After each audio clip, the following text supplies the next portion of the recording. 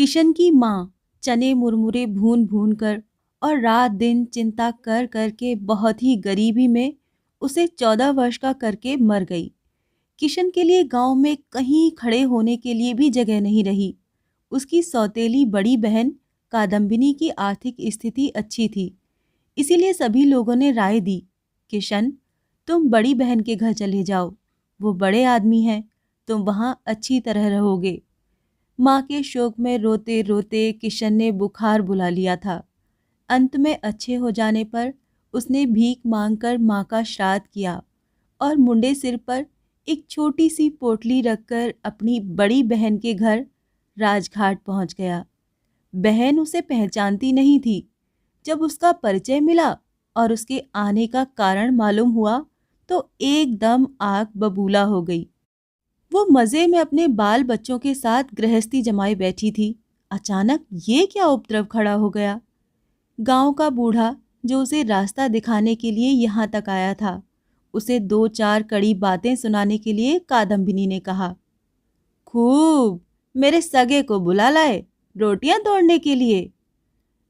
और फिर सौतेली माँ को संबोधित करके बोली, बदजात जब तक जीती रही तब तक तो एक बार भी नहीं पूछा, अब मरने के बाद बेटे को भेजकर कुशल पूछ रही है।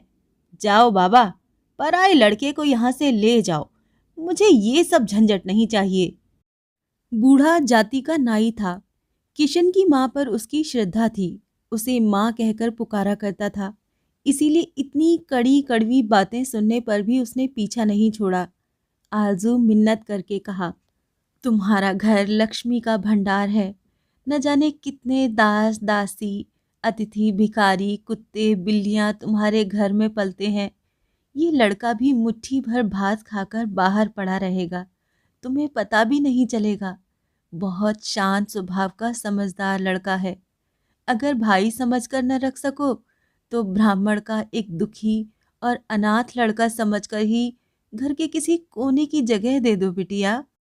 ऐसी खुशामद से तो पुलिस के दरोगा का भी दिल पसीज जाता। फिर कादम्बिनी तो केवल एक औरत थी, इसीलिए चुप रह गई। बूढ़े ने किशन को आड़ में ले जाकर दो चार बातें समझाईं और आंखें पोंछता हुआ वापस लौट गया। किशन को आश्रय मिल गया। कादम्बिनी के पति नवीन चंद्र मुखर्जी की धान और चावलों की आढ़त थी। जब वो दोपहर 12 बजे लौटकर घर आए तब उन्होंने किशन को टेढ़ी नजरों से देखते हुए पूछा, कौन है ये? कादम्बिनी ने भारी सा मुंह बनाकर उत्तर दिया, तुम्हारे सगे रिश्तेदार हैं, साले हैं। इन्हें खिलाओ पहनाओ आदमी बनाओ, तुम्हारा परलोक सुधर जाएगा। नवीन अपनी सौतेली सास की मृत्यु का समाचार सुन चुके थे। सारी बातें सुनकर तथा समझकर बोले, ठीक है, खूब सुंदर सुडौल देह है। पत्नी ने कहा, शरीर सुडौल क्यों ना होगा? पिता जो कुछ धन संपत्ति छोड़कर गए थे, कलमुही ने सारी इसी पेट में तो ठूंस दी है। मुझे तो कानी कौड़ी भी नहीं दी। शायद यहाँ ये बताने की जरूरत न होगी कि उसके पिता धन संपत्ति के नाम पर सिर्फ एक मिट्टी की झोंपड़ी और उसके पास खड़ा एक जंबीरी नींबू का पेड़ छोड़ गए थे। उसी झोंपड़ी में बेचारी विधवा किसी तरह सिर छिपाकर रहा करती थी और नींबू बेचकर लड़के के स्कूल की फीस जुटा पाती थी। नवीन ने गुस्सा दबाकर कहा, अच्छी बात है। कादम्बिनी ने कहा, अच्छी नहीं तो क्या बुरी बात है? तुम्हारे बड़े रिश्तेदार ठहरे, उसी तरह रखना पड़ेगा। इसके रहते मेरे पांचू गोपाल के भाग्य में एक जून भी खाने को जुट जाए तो यही बहुत है, नहीं तो देश भर में बदनामी जो फैल जाएगी। ये कहकर कादम्बिनी ने पास वाले मकान के दूसरी मंजिल के एक कमरे की खुली हुई खिड़की की ओर अपनी क्रोध भरी आंखें उठाकर अग्नि वर्षा की। ये मकान उसकी मंझली देवरानी हेमांगिनी का था।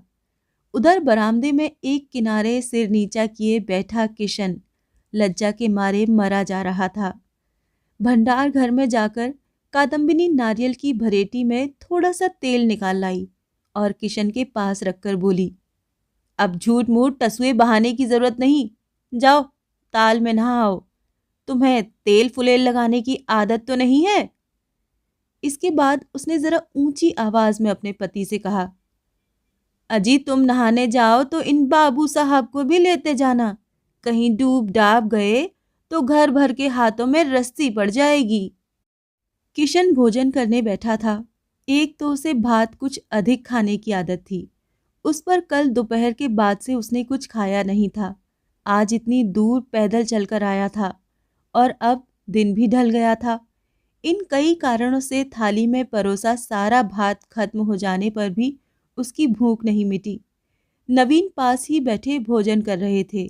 ये देखकर बोले, किशन को थोड़ा भात और दो भाई। देती हूँ, कहकर कादम्बिनी उठी और भात से खचाखच भरी एक थाली लाकर पूरी थाली किशन की थाली में उलट दी। इसके बाद जोर से हंसती हुई बोली, ये तो खूब हुआ। रोजाना इस हाथी की खुराक जुटाने में तो हमारी सारी आड़त खाली हो जाएगी।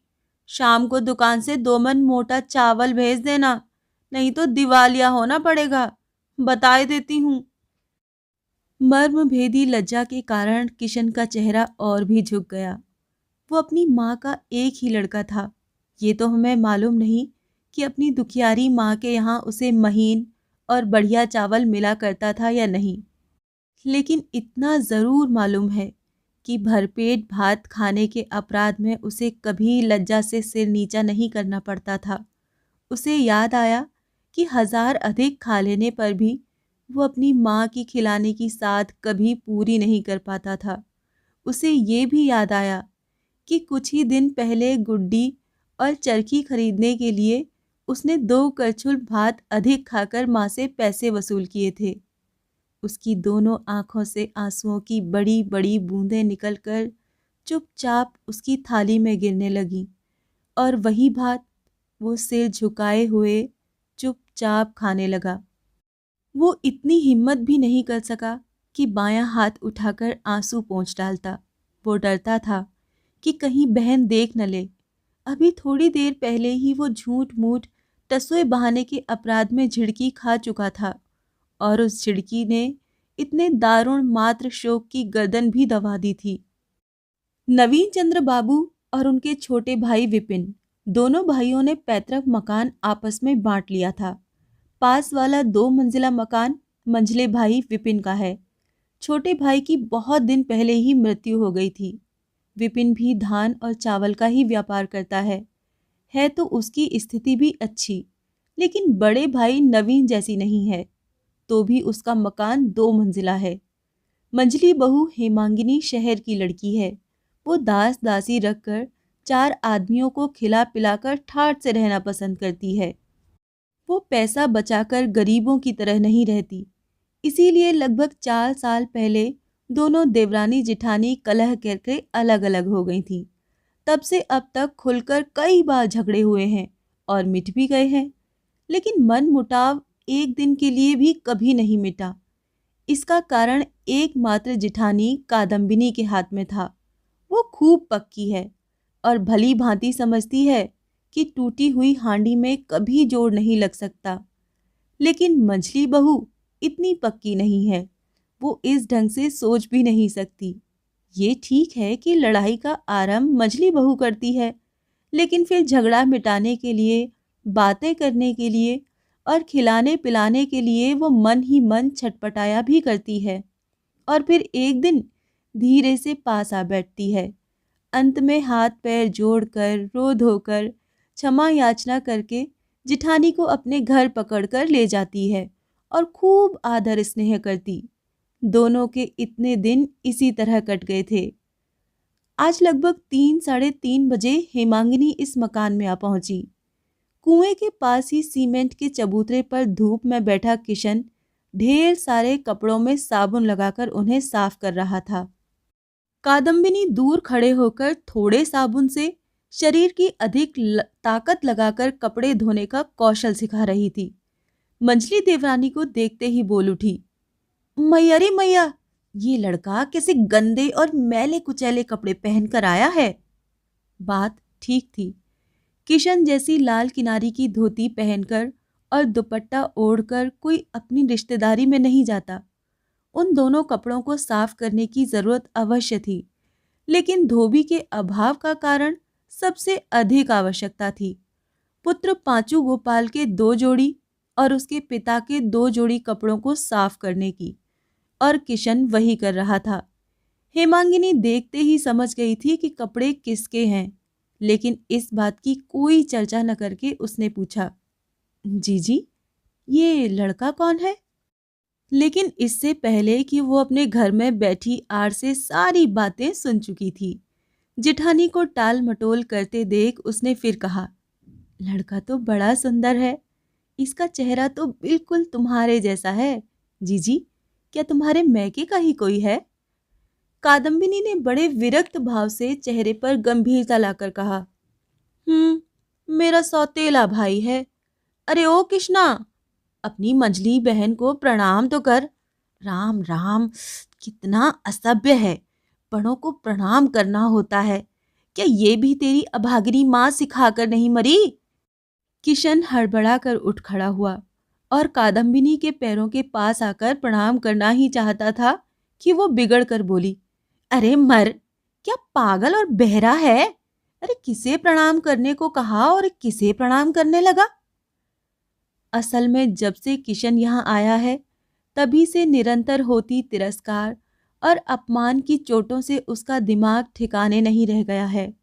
उस फटकार से परेशान और हदबुद्धि सा होकर ज्यों ही उसने हेमांगिनी के पैरों के पास आकर सिर झुकाया, त्यों ही उसने हाथ पकड़कर उसे उठा लिया और उसकी ठोड़ी छूकर आशीर्वाद देती हुई बोली, बस बस बस, रहने दो भैया, हो चुका, तुम जीते रहो। किशन मूर्ख की तरह उसके चेहरे की ओर देखता रह गया, मानो ये बात उसके दिमाग में बैठी ही न हो कि इस देश में कोई इस तरह भी बातें कर सकता है। उसका वो कुंठित, भयभीत और असहाय मुख देखते ही हेमांगिनी का कलेजा हिल गया। अंदर से रुलाई सी फूट पड़ी। वो अपने आप को संभाल नहीं सकी। जल्दी से उस अभागे अनाथ बालक को खींचकर सीने से चिपटा लिया और उसका थकान तथा पसीने से डूबा चेहरा अपने आंचल से पोंछते हुए जिठानी से बोली, हाय हाय जीजी, भला इससे कपड़े धुलवाए जाते हैं, किसी नौकर को क्यों नहीं बुला लिया? कादम्बिनी सहसा अवाक रह गई, उत्तर न दे सकी, लेकिन दूसरे ही पल अपने आप को संभाल कर बोली, मंझली बहू, मैं तुम्हारी तरह धनवान नहीं हूं जो घर में 10-20 नौकर चाकर रख सकूं। हमारे गृहस्थों के घर। लेकिन उसकी बात समाप्त होने से पहले ही हेमांगिनी अपने घर की ओर मुंह करके लड़की को जोर से पुकार कर बोली, उमा, शिब्बू को तो यहाँ भेज दे बेटी। जरा आकर जिठानी के और पांचू के मैले कपड़े ताल में धोकर लाए और सुखा दे। इसके बाद उसने जिठानी की ओर मुड़कर कहा, आज शाम को किशन और पांचू गोपाल दोनों ही मेरे यहाँ खाएंगे। पांचू के स्कूल से आते ही मेरे यहाँ भेज देना, तब तक मैं इसे लिए जाती हूँ। इसके बाद उसने किशन से कहा, किशन, इनकी तरह मैं भी तुम्हारी बहन हूँ, आओ मेरे साथ आओ। कहकर वो किशन का हाथ पकड़कर अपने घर ले गई। कादम्बिनी ने कोई बाधा नहीं डाली, उल्टे उसने हेमांगिनी का दिया हुआ इतना बड़ा ताना भी चुपचाप हजम कर लिया, क्योंकि जिसने ताना दिया था उसने इस जून का खर्च भी बचा लिया था। कादम्बिनी के लिए संसार में पैसे से बढ़कर और कुछ नहीं था, इसीलिए गाय दूध देते समय अगर लात मारती है तो वो उसे भी सहन कर लेती है। संध्या के समय कादम्बिनी ने पूछा, क्यों रे किशन, वहां क्या खा आया? किशन ने बहुत ही लज्जित भाव से सिर झुकाकर कहा, पूड़ी। काहे के साथ खाई थी? किशन ने फिर उसी प्रकार कहा, रोहू मछली के मूंड की तरकारी, संदेश, रसगुल्ला। अरे मैं पूछती हूँ कि मंझली बहू ने मछली की मूंड किसकी थाली में परोसी थी? सहसा ये प्रश्न सुनकर किशन का चेहरा लाल पीला पड़ गया। प्रहार के लिए उठे हुए हथियार को देखकर रस्सी से बंधे हुए जानवर की जो हालत होती है, किशन की भी वही हालत होने लगी। देर करते हुए देखकर कादम्बिनी ने पूछा, तेरी ही थाली में परोसा था ना? बहुत बड़े अपराधी की तरह किशन ने सिर झुका दिया। पास ही बरामदे में बैठे नवीन तंबाकू पी रहे थे। कादम्बिनी ने उन्हें संबोधित करके कहा, सुन रहे हो ना? नवीन ने संक्षेप में केवल हूं करके फिर तंबाकू का कश खींचा। कादम्बिनी गर्म होकर कहने लगी, ये अपनी है, जरा इस सगी चाची का व्यवहार तो देखो। वो क्या नहीं जानती कि मेरे पांचू गोपाल को मछली का मूंड कितना अच्छा लगता है? तब उसने क्या समझकर वो मूंड उसकी थाली में परोस कर इस तरह बेकार ही बर्बाद किया। अरे हाँ रे किशन, संदेश और रसगुल्ले तो तूने पेट भर कर खाए ना। कभी 7 जन्म में भी तूने ऐसी चीजें ना देखी होंगी। इसके बाद फिर पति की ओर देखकर कहा, जिसके लिए मुट्ठी भर भात भी गनीमत हो, उसे पूड़ी और संदेश खिलाकर क्या होगा। लेकिन मैं तुमसे कहे देती हूँ कि मंझली बहू अगर किशन को बिगाड़ न दे तो तुम मुझे कुतिया कहकर पुकारना। नवीन बिल्कुल चुप रहे, क्योंकि उन्हें ऐसी दुर्घटना पर विश्वास नहीं हुआ कि कादम्बिनी के रहते हुए मंझली बहू किशन को बिगाड़ सकेगी। लेकिन उनकी पत्नी को स्वयं अपने आप पर ही विश्वास नहीं था, बल्कि उसे इस बात का 16 आने डर था कि मैं सीधी सादी और भली मानुष हूँ, मुझे जो भी चाहे ठग सकता है। इसीलिए उसने तभी से अपने छोटे भाई के मानसिक उत्थान और पतन के प्रति अपनी पैनी नजरें बिछा दी। दूसरे ही दिन 2 नौकरों में से एक नौकर की छुट्टी कर दी गई। किशन नवीन की धान और चावल वाली आढ़त में काम करने लगा। वहां वो चावल आदि तौलता, बेचता, 4-5 कोस का चक्कर लगाकर गांव से नमूने ले आता और जब दोपहर को नवीन भोजन करने आते तब दुकान देखता। 2 दिन बाद की बात है। नवीन भोजन करने के बाद नींद समाप्त करके लौटकर दुकान पर गए और किशन खाना खाने घर आया। उस समय 3 बजे थे। वो तालाब में नहाकर लौटा तो उसने देखा बहन सो रही है। उस समय उसे इतनी जोर की भूख लग रही थी कि आवश्यक होता तो शायद वो बाघ के मुंह से भी खाना निकाल लाता, लेकिन बहन को जगाने का वो साहस नहीं कर पाया। वो रसोई घर के बाहर वाले बरामदे में एक कोने में चुपचाप बैठा बहन के जागने की प्रतीक्षा कर रहा था कि अचानक उसने पुकार सुनी, किशन। वो आवाज उसके कानों को बड़ी भली लगी। उसने सिर उठाकर देखा, मंझली बहू अपनी दूसरी मंजिल के कमरे में खिड़की के पास खड़ी हैं। किशन ने एक बार देखा और फिर सिर झुका लिया। थोड़ी देर में हेमांगिनी नीचे उतर आई और उसके सामने आकर खड़ी हो गई। फिर बोली, कई दिन से दिखाई नहीं दिया रे किशन, यहाँ चुपचाप क्यों बैठा है? एक तो भूख में वैसे ही आंखें छलक उठती हैं, उस पर ऐसी स्नेह भरी आवाज। उसकी आंखों में आंसू मचल उठे। वो सिर झुकाए चुपचाप बैठा रहा, कोई उत्तर न दे सका। मंझली चाची को सभी बच्चे प्यार करते हैं। उसकी आवाज सुनकर कादम्बिनी की छोटी लड़की बाहर निकल आई और चिल्लाकर बोली, किशन मामा, रसोई घर में तुम्हारे लिए भात ढका हुआ रखा है, जाकर खा लो। माँ तो खा पी कर सो गई है। हेमांगिनी ने चकित होकर कहा, किशन ने अभी तक खाना नहीं खाया और तेरी माँ खा पी कर सो गई? क्यों रे किशन, आज इतनी देर क्यों हो गई? किशन सिर झुकाए बैठा रहा। टुन्नी ने उसकी ओर से उत्तर दिया, मामा तो रोजाना ही देर से आते हैं।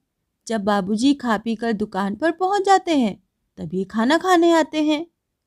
हेमांगिनी समझ गई कि किशन को दुकान के काम पर लगा दिया गया है। उसे ये आशा तो कभी नहीं थी कि उसे खाली बैठाकर खाने को दिया जाएगा।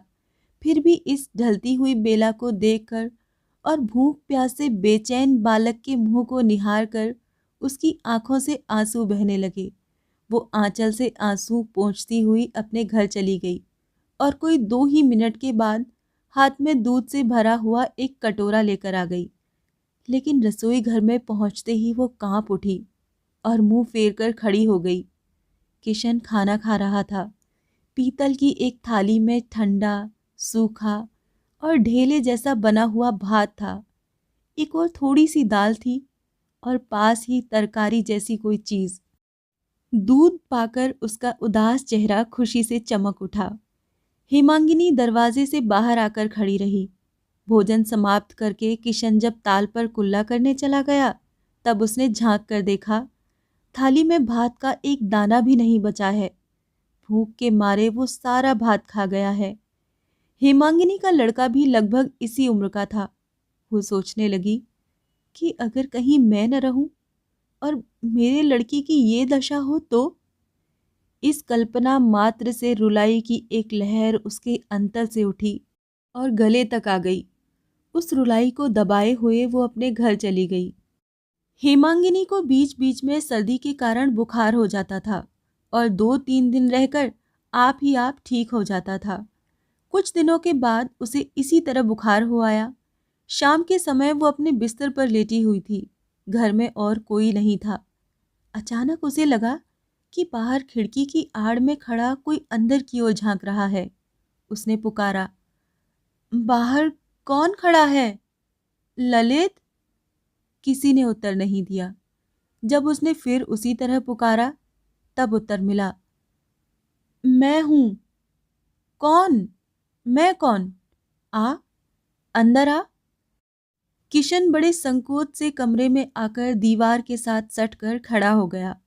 हेमांगिनी उठकर बैठ गई और उसे अपने पास बुलाकर बड़े प्यार से बोली, क्यों रे किशन, क्या बात है?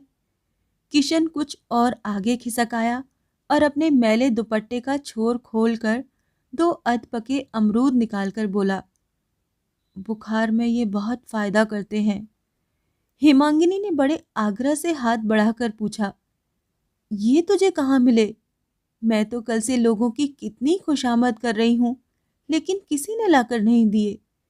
ये कहकर हेमांगिनी ने अमरूद सहित किशन का हाथ पकड़कर उसे अपने पास बिठा लिया। मारे लज्जा और आनंद के किशन का झुका हुआ चेहरा लाल पड़ गया। हालांकि ये अमरूद के दिन नहीं थे और हेमांगिनी अमरूद खाने के लिए बिल्कुल लालायित भी नहीं थी, तो भी ये 2 अमरूद खोजकर लाने में दोपहर की सारी धूप किशन ने अपने सिर पर से निकाली थी। हेमांगिनी ने फिर पूछा, हाँ रे किशन, तुझसे किसने कहा था कि मुझे बुखार आया है? किशन ने कोई उत्तर नहीं दिया। हेमांगिनी फिर बोली, और ये किसने कहा कि मैं अमरूद खाना चाहती हूँ? किशन ने इसका भी कोई उत्तर न दिया। उसने जो सिर नीचा किया, सो फिर उसे ऊपर उठाया ही नहीं। हेमांगिनी ने पहले ही जान लिया था कि लड़का स्वभाव से बहुत ही लज्जालू है। उसने उसके सिर पर हाथ फेरकर बड़े प्यार से भैया कहा और न जाने कितनी चतुराई से उसका भय दूर करके उससे बहुत सी बातें जान ली। उसने पहले तो बड़ी जिज्ञासा प्रदर्शित करके बड़े प्यार से पूछा कि तुम्हें ये अमरूद कहाँ और किस तरह मिले, और फिर धीरे धीरे उसने गांव घर की बातें, जो माँ के बारे में, यहाँ तक कि खाने पीने की व्यवस्था और दुकान पर उसे जो जो काम करने पड़ते हैं, उन सब का विवरण एक एक करके पूछ लिया और तब अपनी आंखें पोंछते हुए बोली, देख किशन, तू अपनी इस मंझली बहन से कभी कोई बात मत छिपाना। जब भी किसी चीज की जरूरत हो, चुपचाप यहाँ आकर मांग लेना। मांग लेगा ना? किशन ने बड़ी प्रसन्नता पूर्वक सिर हिलाकर कहा, हाँ मछली बहन। वास्तविक स्नेह किसे कहते हैं, ये किशन ने अपनी गरीब माता से सीखा था। इस मंझली बहन में उसी स्नेह की झलक पाकर उसका रुका हुआ मात्र शोक पिघलकर बहने लगा। उठते समय उसने मंझली बहन के चरणों की धूल अपने माथे लगाई और फिर जैसे हवा पर उड़ता हुआ बाहर निकल गया। लेकिन उसकी बड़ी बहन की अप्रसन्नता और क्रोध दिन पर दिन बढ़ता ही गया, क्योंकि वो सौतेली माँ का लड़का है, बिल्कुल असहाय और मजबूर है। जरूरी होने पर भी बदनामी के डर से घर से भगाया नहीं जा सकता और किसी को दिया भी नहीं जा सकता। इसीलिए जब उसे घर में रखना ही है, तो जितने दिन उसका शरीर चले उतने दिन उससे खूब कसकर मेहनत करा लेना ही ठीक है। घर लौटकर आते ही उसकी बहन उसके पीछे पड़ गई। क्यों रे किशन, तू दुकान से भागकर सारी दोपहर कहाँ रहा? किशन चुप रहा। कादम्बिनी ने बहुत ही बिगड़ कर कहा, बता जल्दी। लेकिन किशन ने फिर भी कोई उत्तर नहीं दिया। कादम्बिनी उन लोगों में से नहीं थी जिनका क्रोध किसी को चुप रहते देखकर कम हो जाता। इसीलिए वो बात उगलवाने के लिए जितनी जिद करती गई, बात न उगलवा पाने के कारण उसका क्रोध उतना ही बढ़ता गया। अंत में उसने पांचू गोपाल को बुलाकर उसके कान मलवाए और रात को उसके लिए हांडी में चावल भी नहीं डाले। चोट चाहे कितनी ही गहरी क्यों न हो, लेकिन यदि उसे छुआ न जाए तो महसूस नहीं होती। पर्वत की चोटी से गिरते ही मनुष्य के हाथ पांव नहीं टूट जाते, वो तभी टूटते हैं जब पैरों के नीचे की कठोर धरती उस वेग को रोक देती है। ठीक यही बात किशन के बारे में हुई। माता की अकाल मृत्यु ने जिस समय उसके पैरों के नीचे का आधार एकदम खिसका दिया था, तब से बाहर की कोई भी चोट उसे धूल में भी नहीं मिला सकी थी। वो गरीब का लड़का जरूर था, फिर भी उसने कभी दुख नहीं भोगा था और घुड़की झिड़की से भी उसका कभी परिचय नहीं हुआ था। तो भी यहाँ आने के बाद से अब तक उसने कादम्बिनी द्वारा दिए गए कठोर दुख और कष्टों को चुपचाप झेल लिया था, क्योंकि उसके पैरों के नीचे कोई सहारा नहीं था। लेकिन आज वो इस अत्याचार को सहन नहीं कर पाया, क्योंकि आज वो हेमांगिनी के मात्र स्नेह की मजबूत दीवार पर खड़ा था और इसीलिए आज के इस अत्याचार और अपमान ने उसे एकदम धूल में मिला दिया। माता और पुत्र दोनों मिलकर उस निरपराध बालक पर शासन करके, झिड़कियां देकर, अपमान करके और दंड देकर चले गए और वो अंधेरे में जमीन पर पड़ा बहुत दिनों के बाद अपनी माँ की याद करके और मंझली बहन का नाम ले लेकर फूट फूट कर रोता रहा। दूसरे दिन सवेरे ही किशन चुपचाप हेमांगिनी के घर पहुंचकर उसके बिस्तर पर पैरों की ओर जाकर बैठ गया। हेमांगिनी ने अपने पैर थोड़े से ऊपर खींच लिए और बड़े प्यार से कहा, किशन, दुकान पर नहीं जाएगा? अब जाऊंगा। देर मत कर भैया, इसी समय चला जा, वरना वो गालियां देने लगेंगी। किशन का चेहरा एक बार लाल पड़ा और फिर पीला पड़ गया। अच्छा, जाता हूँ, कहकर वो उठ खड़ा हुआ। उसने कुछ कहने की कोशिश की, लेकिन फिर चुप हो गया। हेमांगिनी ने जैसे उसके मन की बात समझ ली। क्या मुझसे कुछ कहना चाहता है भैया? किशन ने जमीन की ओर देखते हुए बहुत ही कोमल स्वर में कहा, मंजली दीदी, कल से कुछ भी नहीं खाया। है? कल से कुछ भी नहीं खाया? क्या कहता है किशन? कुछ देर तक हेमांगिनी चुप रही, फिर तुरंत ही उसकी आंखों में आंसू भर आए और धीरे धीरे झरझर करके बहने लगे। उसने उसका हाथ पकड़कर अपनी ओर खींच लिया और अपने पास बिठाकर जब एक एक करके सारी बातें जान ली तो कहा, कल रात को ही यहाँ क्यों नहीं चला आया? किशन चुप बैठा रहा। हेमांगिनी ने आंचल से आंसू पोंछते हुए कहा, भाई, तुझे मेरे सिर की सौगंध है, आज से मुझे अपनी मरी हुई माँ की जगह ही समझना। कुछ समय के बाद ही ये सब बातें कादम्बिनी के कानों तक पहुंच गईं। उसने अपने घर से ही मंजली बहू को पुकार कर कहा, क्या मैं अपने भाई को खिला नहीं सकती जो तुमने उसके गले पड़कर इतनी बातें कही? बातों का ढंग देखकर हेमांगिनी के सारे बदन में आग लग गई, लेकिन क्रोध को छिपाकर बोली, अगर मैंने गले पड़कर कुछ कहा भी है तो इसमें दोष क्या हो गया? कादम्बिनी ने कहा, अगर मैं तुम्हारे लड़के को बुलाकर उससे इस तरह की बातें कहूं तो तुम ही बताओ, तुम्हारी क्या इज्जत रह जाएगी? अगर तुम उसे इस तरह बढ़ावा दोगी तो मैं उस पर नियंत्रण कैसे रख सकूंगी? अब हेमांगिनी बर्दाश्त नहीं कर सकी। उसने कहा, बहन, 15-16 साल तुम्हारे साथ रहकर गृहस्थी चला चुकी हूँ। मैं तुम्हें अच्छी तरह पहचानती हूँ। पहले अपने लड़के को भूखा रखकर उस पर शासन करो, तब दूसरे के लड़कों पर करना। तब गले पड़कर कुछ कहने नहीं आऊंगी। कादम्बिनी ने भड़क कर कहा, मेरे पांचू गोपाल के साथ उसकी तुलना? देवता के साथ बंदर की बराबरी? मंजली बहू, मैं सोचती हूं इसके बाद तुम न जाने और भी क्या क्या कहती फिरोगी। मंजली बहू ने उत्तर दिया, मैं जानती हूं कि कौन देवता है और कौन बंदर, लेकिन जीजी, अब मैं कुछ भी नहीं कहूंगी। अगर कहूंगी तो केवल यही कि तुम जैसी निष्ठुर और तुम जैसी बेहया औरत इस संसार में और दूसरी नहीं है। ये कहकर उत्तर की अपेक्षा किए बिना हेमांगिनी ने अपनी खिड़की बंद कर ली। उस दिन शाम को जब घर में मालिकों के लौट आने का समय हुआ, कादम्बिनी ने अपने घर के आंगन में खड़े होकर दासी को निशाना बनाकर ऊंची आवाज में गरजना बरसना शुरू कर दिया। जो रात दिन काम करते हैं वही इसकी व्यवस्था करेंगे। देखती हूँ माँ से बढ़कर मौसी को दर्द है।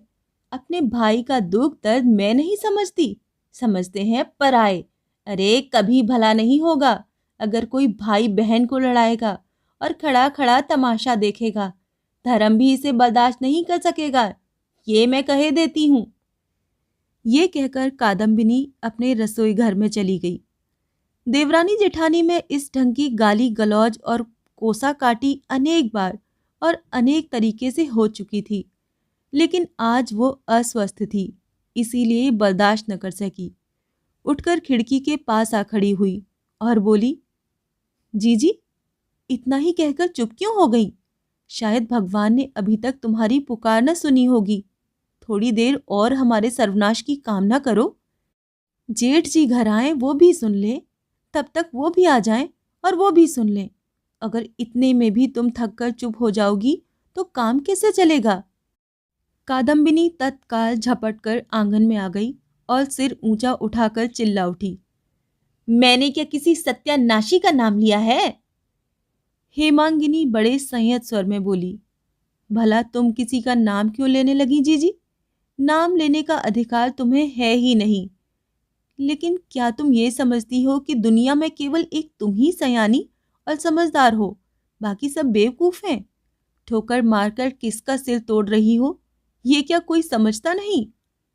अब कादम्बिनी ने अपना वास्तविक स्वरूप धारण कर लिया और खूब मुंह बिचका बिचका कर हाथ पैर नचा नचा कर कहना शुरू कर दिया, भले ही कोई समझ ले, जिसका दोष होगा उसी को तो बुरा लगेगा।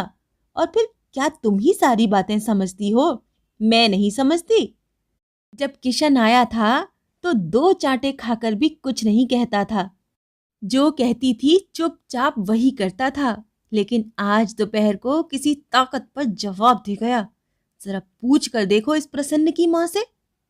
और फिर दासी की ओर उंगली से इशारा कर दिया। प्रसन्न की माँ ने कहा, हाँ मंजली बहू, ये तो ठीक है। आज दोपहर को जब वो भात छोड़कर उठ खड़ा हुआ, तब मालकिन ने कहा, जब इस भात को लिए बिना यमराज के घर जाना पड़ेगा, तब इतनी अकड़ किस लिए? इस पर वो कहकर गया, अपनी मंजली बहन के होते हुए मैं किसी से नहीं डरता। कादम्बिनी ने बड़े गर्व से कहा, अब तो मालूम हो गया। बताओ किसके बल पर उसे इतनी अकड़ है? देखो मंजली बहू, आज मैं तुमसे साफ साफ कहे देती हूँ, तुम उसे बार बार मत बुलाया करो। भाई बहन के बीच में तुम मत पड़ो। हेमांगिनी ने फिर कुछ नहीं कहा। एक केंचुए ने भी सांप की तरह कुंडली मारकर काटा है, ये सोचकर उसके आश्चर्य की सीमा नहीं रही। वो खिड़की के सामने से हटकर सोचने लगी कि कितने भारी अत्याचारों को सहते रहने के बाद भी उस मासूम बच्चे के द्वारा ये संभव हुआ होगा। हेमांगिनी का सिर भारी हो गया और ज्वर मालूम होने लगा, इसीलिए वो असमय ही पलंग पर बेजान सी पड़ गई। उसके पति कमरे में आए और उसकी ओर ध्यान दिए बिना ही गुस्से में भरकर कहने लगे, आज भाभी के भाई के बारे में क्या झगड़ा खड़ा कर बैठी हो? किसी के मना करने पर भी सुनोगी नहीं, और चाहे जिस अभागे दरिद्र के पीछे कमर बांधकर खड़ी हो जाओगी। मुझसे ये आए दिन का बखेड़ा सहा नहीं जाता। आज भाभी ने नाहक मुझसे 10 बातें सुना दी। हेमांगिनी ने थकी थकी आवाज में कहा, तुम्हारी भाभी हक की बात ही कब कहती है, जो आज ही नाहक 10 बातें सुना दी? नहीं, आज तो उन्होंने जो कुछ कहा है ठीक ही कहा है। मैं तो तुम्हारा स्वभाव जानता हूँ। उस बार घर के ग्वाले के बारे में भी ऐसा ही किया था। मोती कुम्हार के भांजे का इतना अच्छा बाग तुम्हारे कारण ही मुट्ठी से निकल गया। उल्टे पुलिस को चुप करने के लिए गांठ से 100 रुपए देने पड़े। क्या तुम अपना भला बुरा भी नहीं समझती? आखिर तुम्हारा स्वभाव कब बदलेगा? हेमांगिनी उठकर बैठ गई और अपने पति के चेहरे की ओर देखकर बोली, मेरा स्वभाव तो मरने पर ही बदलेगा, इससे पहले नहीं। मैं भी माँ हूँ, मेरी गोद में लड़के बच्चे भी हैं और ऊपर भगवान है। इससे अधिक मैं बड़ों की शिकायत करना नहीं चाहती। मेरी तबीयत खराब है, इस समय मुझसे बकझक मत करो। जाओ। ये कहकर वो चादर खींचकर करवट बदलकर लेट गई। विपिन को और भी अधिक तर्क वितर्क करने का साहस नहीं हुआ, लेकिन मन ही मन अपनी पत्नी और विशेष रूप से गले पड़ी बला अभागे किशन से बहुत ही चिढ़ गए। दूसरे दिन सवेरे खिड़की खोलते ही हेमांगिनी के कानों में जिठानी के तीखे स्वर की झनकार पड़ी। वो पति से कह रही थी, ये लड़का कल से ही भागा हुआ है, तुमने उसकी बिल्कुल ही खोज खबर नहीं ली है। पति ने उत्तर दिया, चूल्हे में जाए, खोज खबर लेने की जरूरत ही क्या है। पत्नी मोहल्ले भर को सुनाती हुई बोली, अब तो निंदा के मारे इस गांव में रहना कठिन हो जाएगा। हमारे यहाँ दुश्मनों की भी कमी नहीं है। अगर कहीं गिर पड़कर मर मरा गया तो कहे देती हूँ, छोटे बड़े सबको जेल खाना जाना पड़ेगा। हेमांगिनी ने सारी बातें समझ ली और खिड़की बंद करके एक लंबी सांस लेकर दूसरे कमरे में चली गई। दोपहर के समय वो रसोई के बरामदे में बैठी हुई खाना खा रही थी कि सामने से चोरों की तरह दबे पांव किशन आ खड़ा हुआ। उसके बाल रूखे थे और मुंह सूखा था। हेमांगिनी ने पूछा, कहाँ भाग गया था रे किशन? भागा तो नहीं था, कल शाम के बाद दुकान पर ही सो गया था। जब नींद खुली तो देखा आधी रात हो गई है। मंजली दीदी, भूख लगी है, जा उसी घर में जाकर खा, कहकर हेमांगिनी खाना खाने लगी। लगभग 1 मिनट तक चुपचाप खड़ा रहने के बाद जब किशन जाने लगा तो हेमांगिनी ने उसे बुलाकर बैठाया और रसोई दारिन से उसे वहीं जगह करके उसे भात परोस देने के लिए कहा। किशन अभी आधा ही खा पाया था कि बाहर से उमा घबराई हुई आई और उसने इशारे से चुपचाप बताया कि बाबूजी आ रहे हैं। लड़की का भाव देखकर माँ को अचंभा हुआ। आते हैं तो तू इस तरह क्यों घबरा रही है? उमा किशन के पीछे खड़ी थी। उसने उत्तर में किशन की ओर इशारा किया और आंखें और मुंह मटकाकर इशारे से बताया कि वो खा जो रहा है। किशन ने कौतूहल से अपनी गर्दन पीछे की ओर मोड़ ली और बड़ी उत्कंठा से उसके शंकित चेहरे के संकेत को देखा। पल भर में ही उसका चेहरा सफेद पड़ गया। उसके मन में कितना डर पैदा हुआ ये तो वही जाने। मंजली दीदी, जीजा जी आ रहे हैं, उसने कहा और भात की थाली छोड़कर रसोई घर के दरवाजे की आड़ में जाकर खड़ा हो गया। उसकी देखा देखी उमा भी एक ओर भाग गई। मकान मालिक के आ पहुंचने पर जैसा आचरण चोर किया करते हैं, ठीक वही आचरण उन्होंने किया। पहले तो हेमांगिनी ने हैरान होकर एक बार इधर और एक बार उधर देखा, फिर थकी सी दीवार के सहारे झुक गई, जैसे लज्जा और अपमान का तीर उसके कलेजे में इस पार से उस पार हो गया हो। तभी विपिन आ गए और सामने ही पत्नी को इस तरह बैठी देख पास आकर बेचैनी से पूछने लगे, ये क्या, खाना सामने रखकर इस तरह क्यों बैठी हो? हेमांगिनी ने कोई उत्तर नहीं दिया। विपिन ने और भी उत्सुकता से पूछा, क्या फिर बुखार हो गया? इसके बाद उनकी नजर उस थाली पर पड़ी जिसमें आधा भात पड़ा हुआ था। इतना भात थाली में छोड़कर कौन उठ गया? ललित? हेमांगिनी उठकर बैठ गई और बोली, नहीं, उस घर का किशन खा रहा था। तुम्हारे डर के मारे किवाड़ की आड़ में छिप गया है। क्यों? क्यों? सो तुम अच्छी तरह जानते हो। और केवल वही नहीं, तुम्हारे आने की खबर देकर उमा भी भाग गई है। विपिन ने मन ही मन समझ लिया कि पत्नी की बातें टेढ़े रास्ते जा रही हैं। इसीलिए उन्होंने सीधे रास्ते पर लाने के लिए हंसते हुए कहा, आखिर वो किसके डर से भागी? हिमांगिनी ने कहा, क्या जानूं, शायद माँ का अपमान अपनी आंखों से देखने के भय से भाग गई हो। फिर एक ठंडी सांस लेकर बोली, किशन पराया लड़का ठहरा, वो तो छिपेगा ही, लेकिन पेट की लड़की तक ये विश्वास नहीं कर सकी कि माँ को इतना भी अधिकार है कि वो किसी को एक कौर भात भी खिला सके। अब विपिन ने समझा कि मामला सचमुच बिगड़ गया है, कहीं आगे बढ़कर उग्र रूप धारण न कर ले। इसीलिए उन्होंने इस अभियोग को एक साधारण मजाक में बदलकर आंखें मटकाकर और गर्दन हिलाकर कहा, नहीं, तुम्हें कोई अधिकार नहीं है। कोई भिखमंगा आए तो उसे भीख तक देने का अधिकार नहीं है। अच्छा यार, इन सब बातों को जाने दो। कल से तुम्हारे सिर में फिर दर्द तो नहीं हुआ? मैं सोचता हूँ कि शहर के एक केदार डॉक्टर को बुलवा लूं, और नहीं तो फिर एक बार कलकत्ता। रोग और इलाज का मशवरा यहीं रुक गया। हिमांगिनी ने पूछा, तुमने उमा के सामने किशन को कुछ कहा था? विपिन जैसे आकाश से नीचे आ गिरा। मैंने? कहाँ? नहीं तो। ओ हाँ, याद आ गया। उस दिन शायद कुछ कहा हो। भाभी नाराज होती हैं, भैया बिगड़ते हैं। मालूम होता है उमा वहां खड़ी थी। जानती हो? जानती हूँ, कहकर हेमांगिनी ने बात दबा दी। विपिन के रसोई घर से जाते ही उसने किशन को बुलाकर कहा, किशन, ये 4 पैसे ले ले और जाकर दुकान से कुछ चने मुरमुरे खरीद कर खा ले। भूख लगने पर अब मेरे पास मत आना। तेरी मंझली दीदी में इतनी ताकत नहीं कि वो बाहर के आदमी को एक कौर भात भी खिला सके। किशन चुपचाप चला गया। अंदर खड़े विपिन ने उसकी ओर देखकर दांत पीस लिए। 5-6 दिन बाद एक दिन तीसरे पहर विपिन ने झल्लाए हुए चेहरे से घर में कदम रखते ही कहा, आखिर तुमने ये क्या बखेड़ा शुरू कर रखा है? किशन तुम्हारा कौन है जो उस पराये लड़के के लिए दिन रात अपने आदमियों से झगड़ा किया करती हो?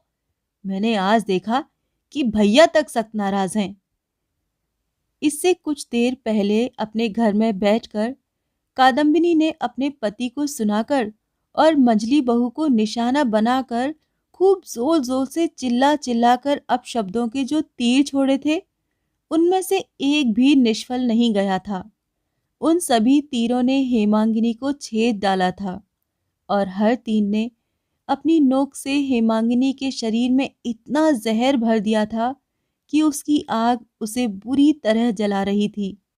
लेकिन बीच में जेठ जी बैठे थे, इसीलिए सब कुछ सहने के सिवा उनसे बचने और उन्हें रोकने का उसे कोई मार्ग नहीं मिल सका था। प्राचीन काल में जिस तरह यवन युद्ध में विजय प्राप्त करने के लिए गाय को सामने खड़ा करके पीछे से राजपूतों की सेना पर बाणों की वर्षा करते थे, कादम्बिनी भी मंझली बहू पर आजकल इसी तरह वार किया करती थी। पति की बात से हेमांगिनी भड़क उठी। उसने कहा, कहते क्या हैं? जेठ जी तक नाराज हो गए हैं? इतने बड़े आश्चर्य की बात पर एकदम तो विश्वास नहीं होता। अब बताओ, क्या करने से उनका क्रोध शांत हो सकता है? विपिन मन ही मन बहुत नाराज हुए, लेकिन अपनी नाराजगी प्रकट करने का उनका स्वभाव नहीं था। इसीलिए उन्होंने मन का भाव मन में ही छिपाकर सहज भाव से कहा, हजार हों, फिर भी बड़ों के संबंध में क्या? बात पूरी भी नहीं होने पाई थी कि हेमांगिनी ने कहा, मैं सब जानती हूँ। कोई अनजान बच्ची नहीं हूँ जो बड़ों की मान मर्यादा न समझती हूँ।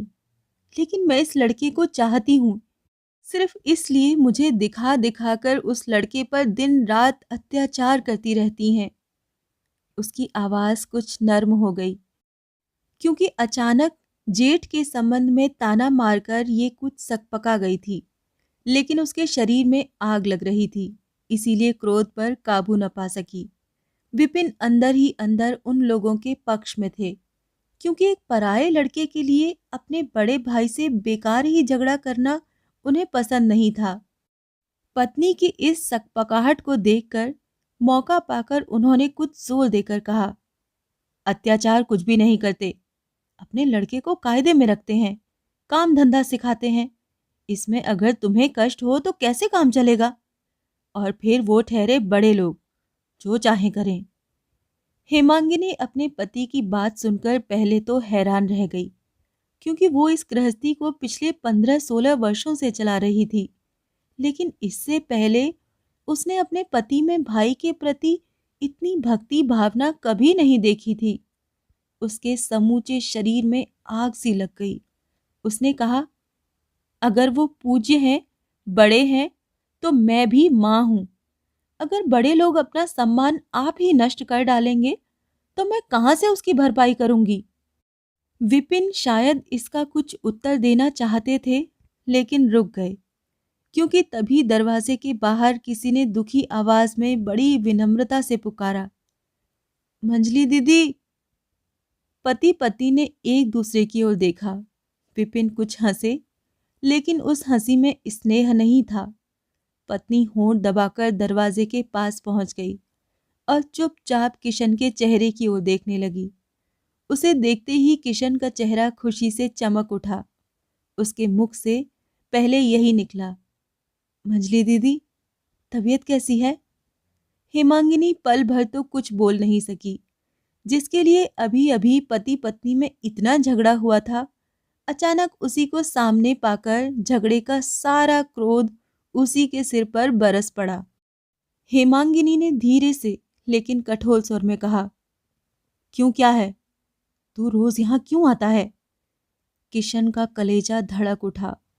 हेमांगिनी का ये कठोर स्वर उसे वास्तव में इतना कठोर सुनाई दिया कि उस अभागे बालक को ये समझने में देर नहीं लगी कि हेमांगिनी नाराज है।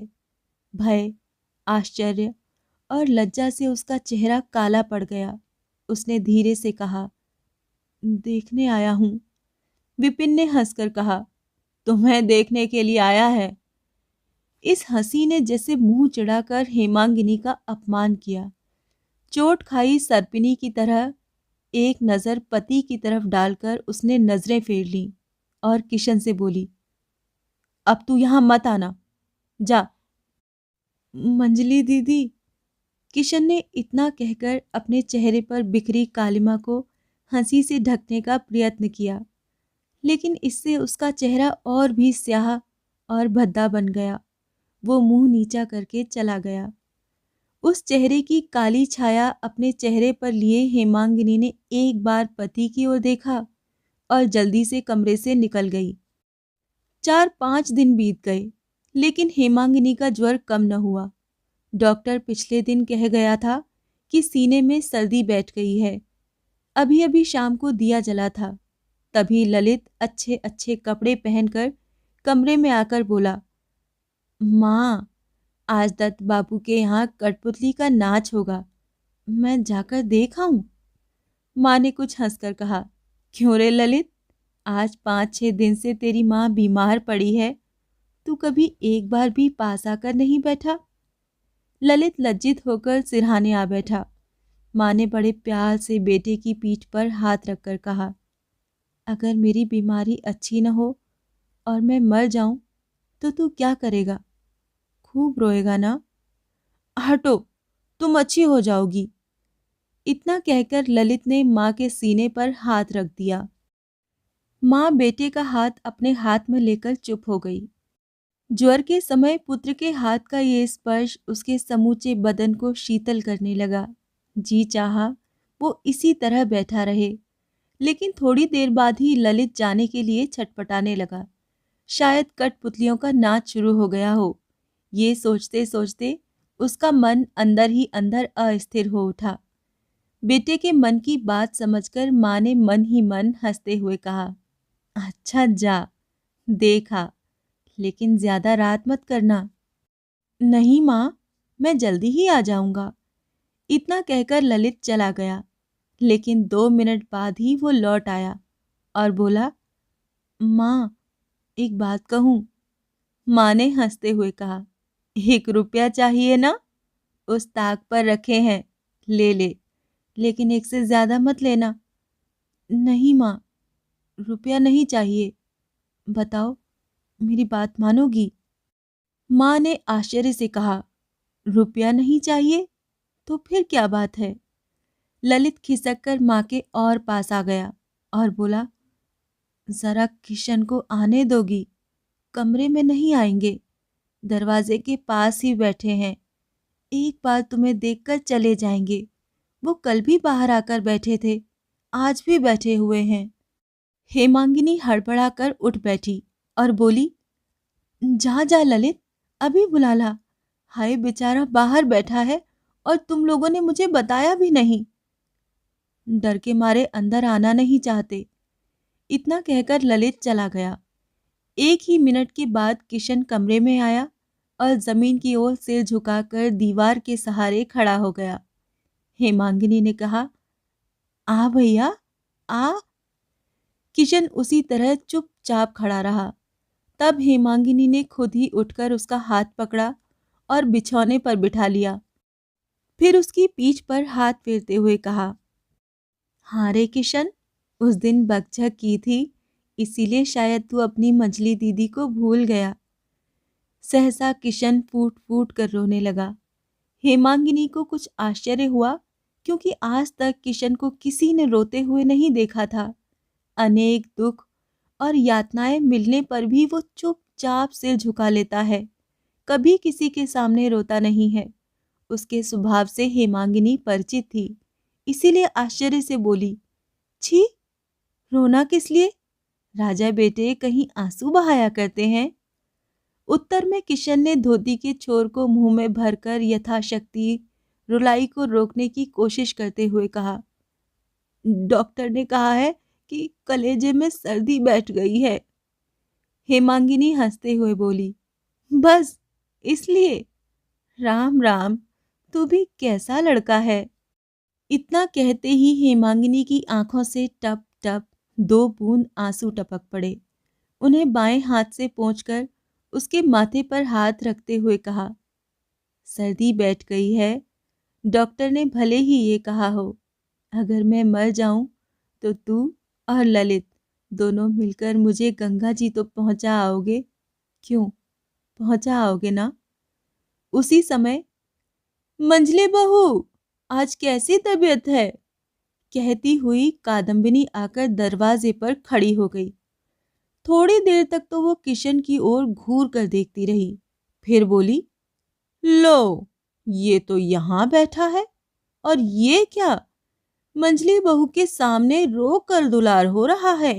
ये ढोंगी कितने छलछंद जानता है।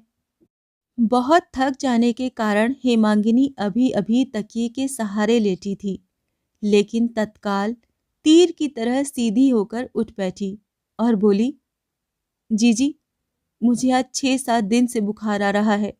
तुम्हारे पैरों पड़ती हूँ, इस समय तुम चली जाओ। कादम्बिनी पहले तो कुछ सकपकाई, लेकिन तुरंत ही अपने आप को संभाल कर बोली, मंझली बहू, तुमसे तो कुछ नहीं कहा, अपने भाई को डांट रही हूँ, इस पर तुम काटने को क्यों दौड़ रही हो? हेमांगिनी ने कहा, तुम्हारी डांट डपट तो रात दिन चलती ही रहती है, उसे घर जाकर करना। यहाँ मेरे सामने करने की जरूरत नहीं है, और न मैं करने दूंगी। क्यों? क्या तुम मुझे घर से निकाल दोगी? हेमांगिनी ने हाथ जोड़कर कहा, जीजी, मेरी तबीयत खराब है, मैं तुम्हारे पैरों पड़ती हूँ, या तो चुप रहो या चली जाओ। कादम्बिनी बोली, अपने भाई से भी कुछ नहीं कह सकती? अपने घर जाकर कहना जीजी। हाँ, सो तो अच्छी तरह कहूंगी। मेरे नाम खूब लगाई बुझाई की जाती है, वो सब मैं आज निकाल दूंगी। बदजात, झूठा कहीं का। मैंने कहा था कि गाय के गले में बांधने के रस्सी नहीं है किशन, जरा जाकर 2 अंटियां पाट काट लो। तो बोला, बहन, तुम्हारे पैरों पड़ता हूँ, जरा कठपुतली का नाच देखाऊं। यही ना कठपुतली का नाच देखा जा रहा है। ये कहकर कादम्बिनी छम छम पैर पटकती हुई वहां से चली गई। हेमांगिनी कुछ देर तक काठ की तरह बैठी रही, फिर लेट कर बोली, किशन, तू कठपुतली का नाच देखने क्यों नहीं गया? चला गया होता तो ये सब बातें न सुननी पड़ती। जब वो लोग तुझे यहाँ नहीं आने देते तो भैया, हमारे यहाँ तू मत आया कर। किशन बिना कुछ कहे सुने चुपचाप चला गया, लेकिन थोड़ी देर बाद ही लौट आया और बोला, मंजली दीदी, हमारे गांव की विशालाक्षी देवी की बहुत ही जागती कला है। पूजा देने से सारे रोग शोक दूर हो जाते हैं। मंजली दीदी, दे दो ना उनकी पूजा। अभी अभी बेकार ही झगड़ा हो जाने के कारण हेमांगिनी का मन बहुत ही झल्ला उठा था। लड़ाई झगड़ा होता ही रहता है, लेकिन ऐसा बढ़िया बहाना मिल जाने पर इस अभागे की क्या दुर्दशा होगी, ये सोचकर उसकी छाती दुख, क्रोध और बेबसी से जल उठी थी। किशन जब फिर लौटकर आया तो हेमांगिनी उठ बैठी, उसे अपने पास बैठाकर उसकी पीठ पर हाथ फेरती हुई रो पड़ी। फिर आंसू पोंछ कर बोली, अच्छी हो जाऊंगी तब तुझे बुलाकर पूजा देने के लिए भेज दूंगी। अकेले जा तो सकेगा ना? किशन प्रसन्नता से आंखें फाड़ कर बोला, बड़े मजे से अकेला चला जाऊंगा मजली दीदी। तुम आज ही मुझे 1 रुपया देकर भेज दो ना। मैं कल सवेरे ही पूजा देकर तुम्हें प्रसाद ला दूंगा। उसे खाते ही तुम्हारे रोग दूर हो जाएंगे। मुझे आज ही भेज दो ना मजली दीदी। हेमांगिनी ने देखा कि अब उससे ठहरा नहीं जा रहा।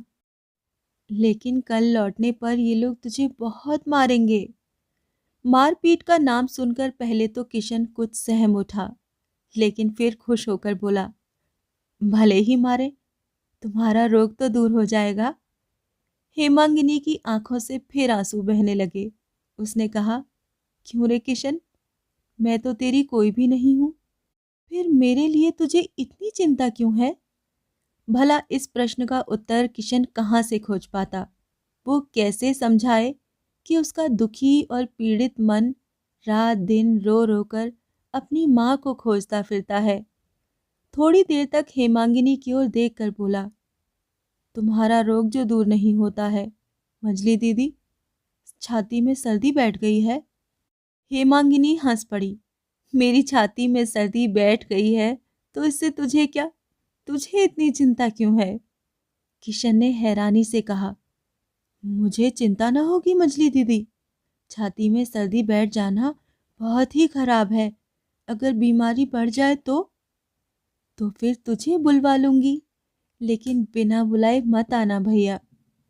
क्यों मंजली दीदी? हेमांगिनी ने सिर हिलाकर दृढ़ता से कहा, नहीं, अब मैं तुझे यहाँ नहीं आने दूंगी। बिना बुलाए अगर तू आएगा तो मैं बहुत नाराज होऊंगी। किशन ने उसके मुंह की ओर देखकर डरते हुए पूछा, अच्छा तो बताओ, कल सवेरे कब बुलाओगी? क्या? कल सवेरे तुझे फिर आना चाहिए? किशन ने विवश होकर कहा, अच्छा सवेरे ना सही, दोपहर को आ जाऊंगा। ठीक है ना मछली दीदी? उस समय उसकी आंखों में और चेहरे पर ऐसी आकुल प्रार्थना फूट पड़ी कि हेमांगिनी को मन ही मन बहुत दुख हुआ। लेकिन अब बिना कठोर हुए काम नहीं चल सकता। सभी ने मिलकर इस मासूम और एकदम असहाय बालक को जो यातनाएं देनी आरंभ की हैं, उसे किसी भी तरह और बढ़ा देने से काम नहीं चल सकता। शायद वो उसे सह सकता है। मंजली बहन के पास आने जाने का दंड कितना ही भारी क्यों न हो, उसे सह लेने से तो शायद वो पीछे नहीं हटेगा। लेकिन हेमांगिनी इसे कैसे सह पाएगी?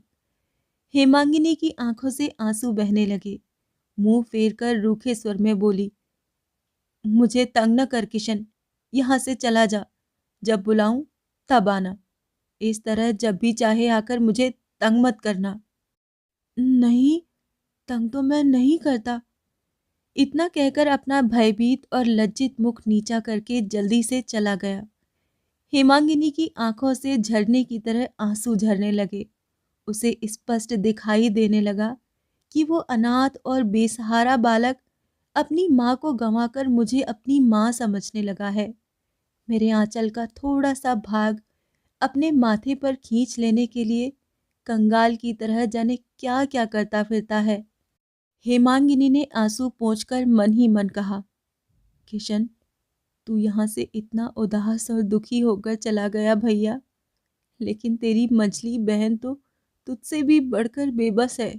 उसमें इतनी भी सामर्थ्य नहीं है कि तुझे जबरदस्ती खींचकर कलेजे से लगा ले। उमा ने आकर कहा, माँ, कल किशन मामा तगादे को न जाकर तुम्हारे पास आ बैठे थे, इसीलिए उन्हें ताऊजी ने इतना मारा कि नाक से। हेमांगिनी ने धमका कर कहा, अच्छा अच्छा हो गया, रहने दे, तू भाग यहाँ से। अचानक झिड़की खाकर उमा चौंक पड़ी। वो चुपचाप जाने लगी तो माँ ने पुकार कर पूछा, अरे सुन तो, क्या नाक से बहुत खून निकला है? नहीं, बहुत सा नहीं, थोड़ा सा, उमा लौट कर बोली।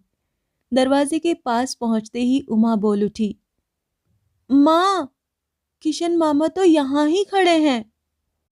किशन ने ये बात सुन ली। इसे बुलावा समझकर शर्मीली हंसी के साथ बोला, मंजली दीदी, कैसा जी है? दुख, अभिमान और क्षोभ से हेमांगिनी पागलों की तरह चीख उठी, यहाँ क्या करने आया है? जा, जल्दी जा यहाँ से, कहती हूं दूर हो जा। किशन मूर्ख की तरह आंखें फाड़ फाड़ कर देखने लगा। हेमांगिनी ने और भी चिल्लाकर कहा, कमबख्त फिर भी खड़ा है, गया नहीं? जाता हूं, किशन ने सिर झुकाकर कहा और चला गया। उसके जाने के बाद हेमांगिनी बेजान सी बिछौने के एक किनारे पड़ गई और बड़बड़ाते हुए कहने लगी, कमबख्त से 100 बार कह दिया कि मेरे पास मत आया कर, फिर भी वो मझली बहन, मझली दीदी। उमा, जाकर शिब्बू से कह दे, अब उसे घर के अंदर ना आने दिया करे। उमा चुपचाप बाहर चली गई। रात हेमांगिनी ने अपने पति को बुलाकर रुंधे गले से कहा, आज तक मैंने तुमसे कभी कुछ नहीं मांगा, लेकिन आज इस बीमारी के समय एक भिक्षा मांगती हूँ, दोगे? विपिन ने संदिग्ध स्वर में कहा, क्या चाहती हो? किशन को मुझे दे दो, वो बेचारा बहुत दुखी है। उसके माँ बाप नहीं है, वो लोग उसे मार डालते हैं, ये मुझसे देखा नहीं जाता। विपिन ने कुछ मुस्कुराकर कहा, तो आंखें मूंद लो, बस सारा झगड़ा मिट जाएगा। पति का ये क्रूर मजाक हेमांगिनी के गलेजे में तीर की तरह बिंध गया और किसी हालत में तो वो इसे सह लेती, लेकिन आज मारे दुख के उसके प्राण निकलने लगे थे, इसीलिए उसने सह लिया और हाथ जोड़कर बोली, तुम्हारी सौगंध खाकर कहती हूँ, उसे मैं अपने पेट के बेटे की तरह चाहती हूँ। मुझे दे दो, उसे पालकर बड़ा करूंगी, खिलाऊंगी, पहनाऊंगी। इसके बाद तुम लोगों की जो इच्छा हो करना। जब वो सयाना हो जाएगा तब मैं कुछ नहीं कहूंगी। विपिन ने कुछ नर्म होकर कहा, वो क्या मेरी दुकान का कोई धान या चावल है जो मैं लाकर दे दूंगा? दूसरे का भाई है, दूसरे के घर आया है, तुम बीच में पड़कर इतना दर्द क्यों महसूस करती हो? हेमांगिनी रो पड़ी। थोड़ी देर बाद उसने आंसू पोंछते हुए कहा, अगर तुम चाहो तो जेठ जी और जेठानी जी से कहकर मुझे ला के दे सकते हो। मैं तुम्हारे पैरों पड़ती हूँ, उसे ला दो। विपिन ने कहा, अच्छा मान लो ऐसा हो जाए तो हम कहाँ के इतने बड़े आदमी हैं जो उसका पालन पोषण कर पाएंगे? पहले तो तुमने मेरी किसी भी इच्छा को नहीं ठुकराया, फिर अब मैंने कौन सा अपराध किया है जो तुम ऐसा कह रहे हो? मेरे प्राण निकले जा रहे हैं और तुम मेरी इतनी मामूली सी बात नहीं मान रहे। वो अभागा है, तो क्या तुम सब मिलकर उसे मार ही डालोगे? मैं उसे अपने यहाँ आने को कहूंगी, देखती हूँ वो लोग क्या करते हैं। विपिन ने अप्रसन्नता से कहा, मैं उसे खिला पिला नहीं सकूंगा। मैं खिला पिला सकूंगी, क्या मैं कल ही उसे बुलाकर अपने पास रखूंगी? और अगर जेठानी उसे जबरदस्ती रोकेंगी तो मैं उसे थाने में दरोगा के पास भेज दूंगी। पत्नी की बात सुनकर विपिन क्रोध और अभिमान से क्षण भर के लिए हक्का बक्का रह गया। फिर बोला, अच्छा, देखा जाएगा। और ये कहकर चले गए। दूसरे दिन सुबह से ही वर्षा होने लगी। हेमांगिनी अपने कमरे की खिड़की खोलकर आकाश की ओर देख रही थी। सहसा उसे पांचू गोपाल की ऊंची आवाज सुनाई दी। वो चिल्लाकर कह रहा था, माँ, अपने गुनी भाई को देखो, पानी में भीगते हुए हाजिर हो गए हैं। झाड़ू कहाँ है रे? मैं आती हूँ। कहती हुई और हुंकार करती हुई कादम्बिनी जल्दी से बाहर निकली और सिर पर अंगोछा डालकर सदर दरवाजे पर पहुंच गई। हेमांगिनी की छाती कांप उठी। उसने ललित को बुलाकर कहा, जा तो बेटा उस मकान में और देख तेरे किशन मामा कहाँ से आए हैं। ललित दौड़ा हुआ गया और थोड़ी देर बाद ही लौटकर बोला, पांचू भैया ने उन्हें उकड़ू बैठा रखा है और उनके सिर पर 2 ईंटें रखी हुई हैं। हेमांगिनी ने सूखे मुंह से पूछा, उसने क्या किया था? ललित ने कहा, कल दोपहर को उन्हें ग्वालों के यहाँ तगादे के लिए भेजा था। वहां से 3 रुपए वसूल करके भाग गए और 3 रुपए खर्च करके अब आए हैं। हेमांगिनी को इस बात पर विश्वास ही नहीं हुआ। उसने पूछा, किसने कहा है कि उसने रुपए वसूल किए थे? लक्ष्मण खुद ही आकर कह गया है। ये कहकर ललित पढ़ने चला गया। लगभग 3 घंटे तक कोई शोर सुनाई नहीं दिया। 10 बजे के लगभग रसोईदारिन खाना दे गई। हेमांगिनी उठना ही चाहती थी कि तभी उसके कमरे के बाहर कुरुक्षेत्र का दृश्य उपस्थित हो गया। बड़ी बहू के पीछे पीछे पांचू गोपाल किशन का कान पकड़कर घसीटता हुआ ला रहा था। साथ में विपिन के बड़े भाई भी हैं। विपिन को बुलाने के लिए आदमी दुकान पर भेजा गया है। हेमांगिनी ने घबराकर सिर ढक लिया और उठकर कमरे में एक किनारे खड़ी हो गई। आते ही जेठ जी ने चीख चीख कर कहना आरंभ कर दिया, मछली बहू, देखता हूं कि तुम्हारे कारण हम लोग इस मकान में नहीं रह सकेंगे। विपिन से कह दो कि हमारे मकान की कीमत दे दे, जिससे हम लोग कहीं और जाकर रहें। हेमांगिनी आश्चर्य से हतबुद्धि सी चुपचाप खड़ी रही। तब बड़ी बहू ने युद्ध संचालन अपने हाथ में लिया और दरवाजे के ठीक सामने आकर खूब हाथ मुंह नचा नचा कर कहने लगी, मंजली बहू, मैं तुम्हारी जिठानी हूं। तुम मुझे कुत्ते और गीदड़ की तरह समझती हो, सो अच्छा ही करती हो।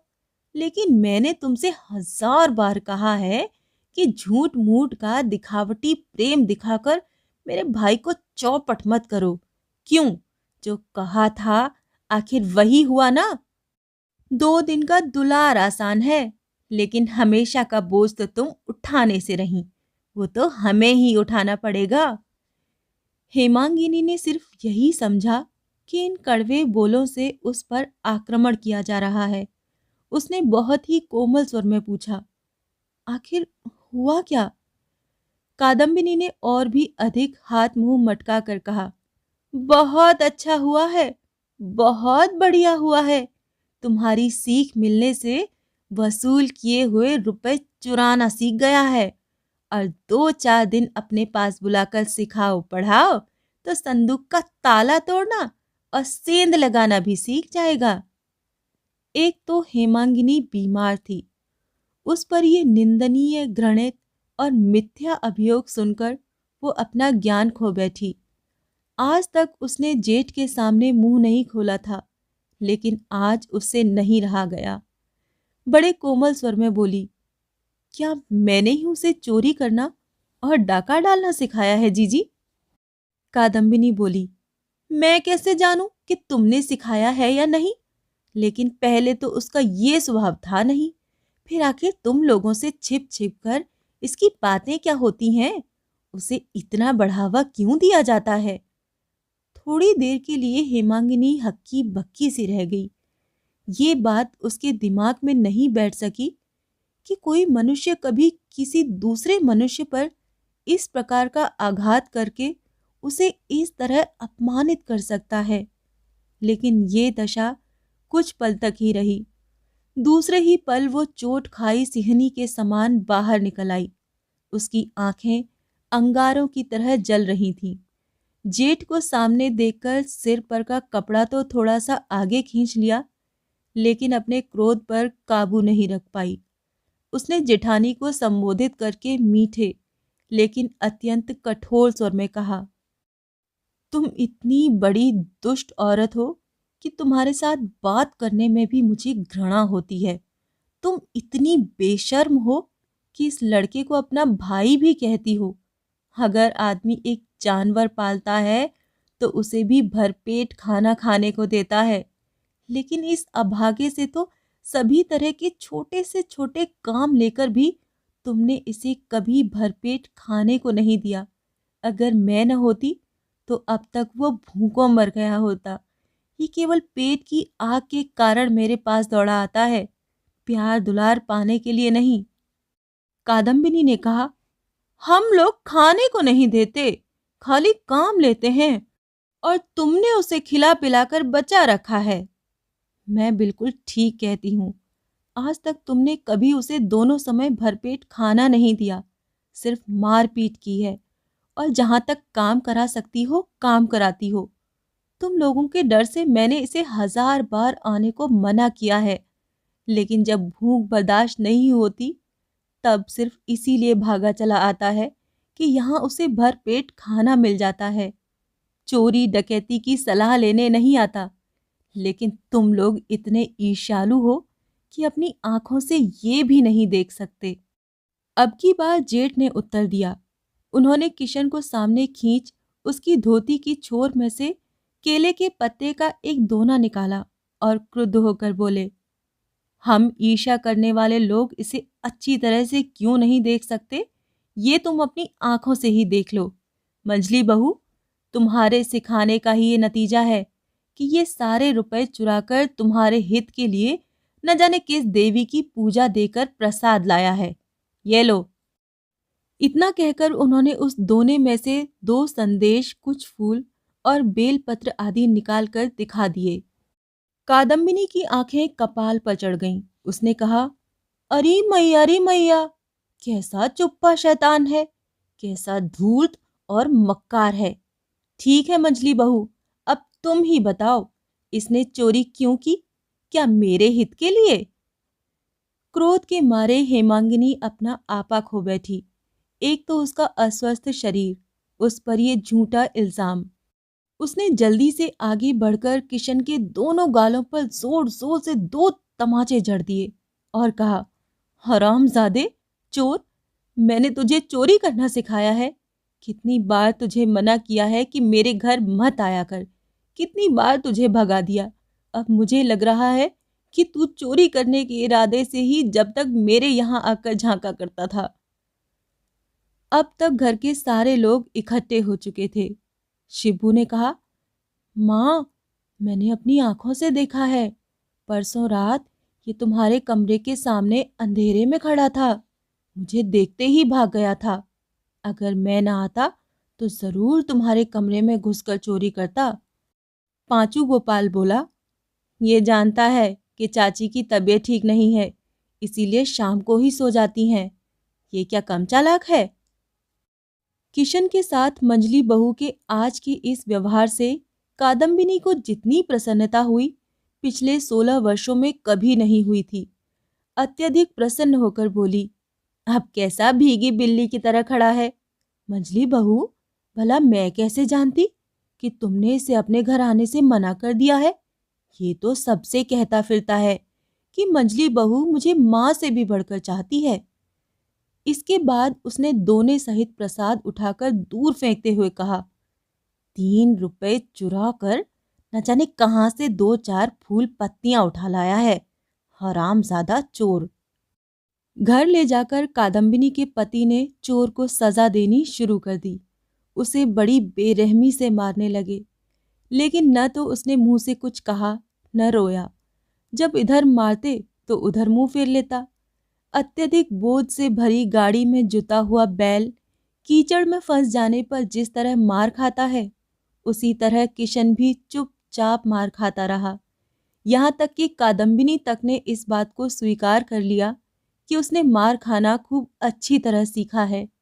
लेकिन भगवान जानते हैं कि यहाँ आने से पहले उस सीधे साधे लड़के पर किसी ने कभी हाथ तक नहीं उठाया था।